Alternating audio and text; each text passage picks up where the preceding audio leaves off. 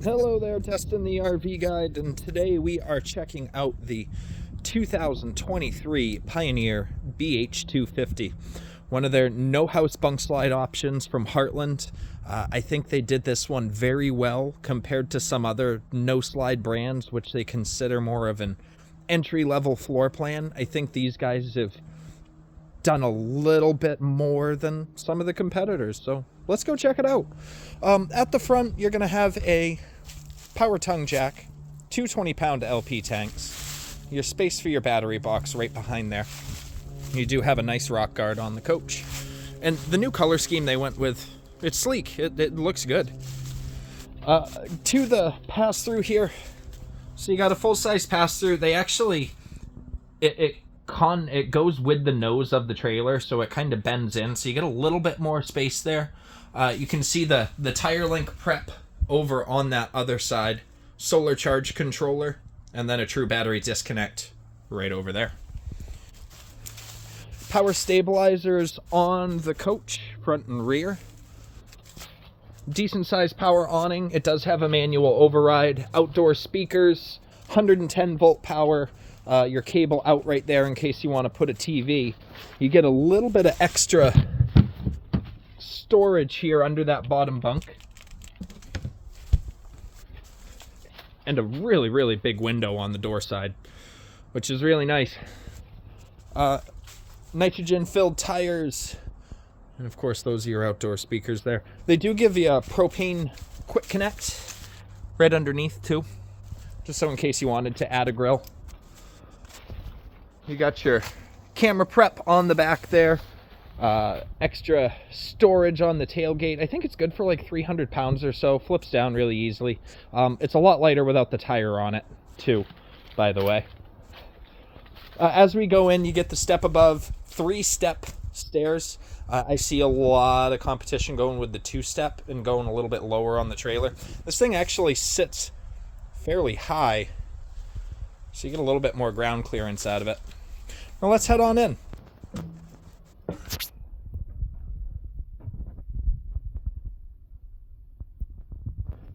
Right as you walk in, again, traditional kind of no-slide bunkhouse layout. They did offer a little bit of separation to the master bedroom there, and a little bit more storage by doing that. So let's start off in the front, of course. Head on into the master. So, true queen-size bed.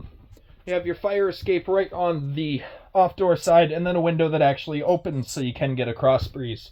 Wardrobe is a full-length wardrobe, so it goes all the way down. You do have a little hidey hole spot on both sides, designed for a CPAP machine, or maybe you stick your phone in there overnight. Both sides do have USB outlets and a light in there, so you can see what you're doing. TV backer on the wall, and your cable out so you can hook it up.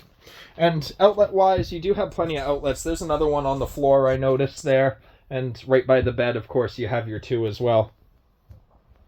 Into the living area, and for a no-slide option, it feels big in here. I don't know if it's because of just the windows and the extra light that it's adding in, comparative to some, but they did a pretty good job. Let's start off in the living area. You're going to have a jackknife sofa here. Let's see if the centerpiece comes down. It does. So you got a couple cup holders there. That jackknife's down. A little bit of storage underneath. A jackknife's down to an extra sleeper if you need it. They did like a fake Corian kind of countertop on it. 2-bay metal sink. Newish residential faucet. You got your 3-burner cooktop. They did the grates in it this year too, which I kind of like. I think that looks good. This is kind of new. So they did an air fryer instead of a traditional oven. So it's a little bit, well, probably about the same size as the camper oven, but I like that they put an air fryer in. I think that's awesome. Ninja no more. Up above the kitchen area, decent amount of storage up above the sink. You got your high point microwave, your range hood. Dinette is pretty good sized, maybe a little oversized. I like the color that they did with it. Storage under both sides of it here. You're going to have overhead storage as well. And I skipped over the couch. They also did the overhead storage too. You're going to have your radio for your indoor-outdoor speakers. TV location's going to be right there. I think it's a little bit small for a TV location because it might overhang a little bit into the bunk area. But as long as Johnny don't smack his head, he should be fine. You got your thermostat, and all these windows all open too. I know I shouldn't have to say it, but picture windows are commonplace in the industry, so make sure you're out looking for that.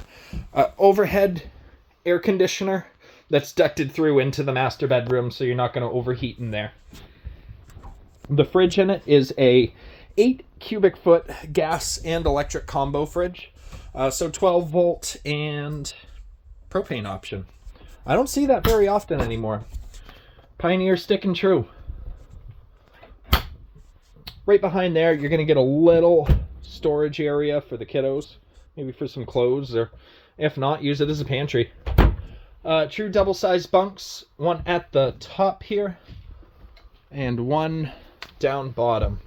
The bottom guy does get a little area there, or a window, I should say, a fire exit. Bathroom of the camper. Pretty standard bunkhouse bathroom. They actually give you a tub in this one. Height's decent. You do have a little bit of a step up there, so be wary of that. Commode in a pretty good spot. It's a little tight, I'll be honest with you. My knee is hitting right there, so it's a little tight. Good sink area. Medicine cabinet actually opens. You do get a vent up there. And I think that's about the tour of the Pioneer. If I missed anything, don't hesitate to reach out. If you're part of the RV lifestyle, make sure to subscribe for more walkthroughs and tips and tricks and all that good stuff. And have a great day.